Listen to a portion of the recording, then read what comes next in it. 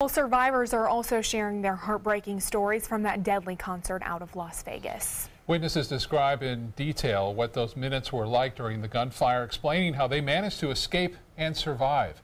ABC 7's Jess Dowdrick joins us now with more on that story. Jess?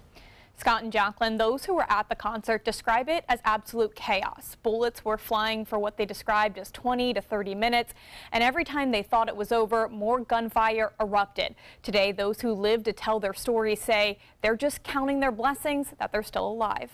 I honestly thought I was going to die. Ruth Thompson and her boyfriend Craig were watching Jason Aldean from a concert suite when the unthinkable happened. But I could hear the bullets were like hitting our suite, and you could just hear them ricocheting, and it was getting louder and louder. And they dropped to the floor. you know, you'd hear the like boop, boop, boop, boop, boop, boop, and then it would stop for a second, and then you'd hear like 1, 2, 3 shots.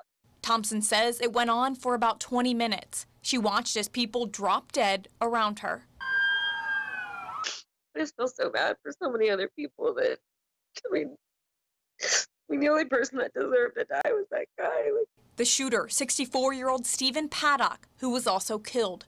Thompson eventually crawled out of the suite and just ran. I found a nice couple that let us get in their car, and they drove us about 10 miles out of town, and we found a little hotel. The couple was staying at Mandalay Bay, just a few floors from Paddock. Just down the street, Rob Roy from Sarasota was in an airplane trying to land in Las Vegas when the gunfire broke out. We started circling, and the pilot got on the phone, and he said, "You probably noticed we've been circling, and the reason is we've gotten word that there is an incident at the airport, and we're just waiting on instructions on what to do." Immediately, Roy thought the shooting was at the airport. But a few minutes later, the plane was cleared to land, and Roy, along with other passengers, checked their phones and heard the news. The taxi dispatcher kept talking to all the other drivers, saying, you know, this is shut down. Don't go down here. This street's shut down. Once he made it to his hotel further down the strip, away from Mandalay Bay, he was stranded outside.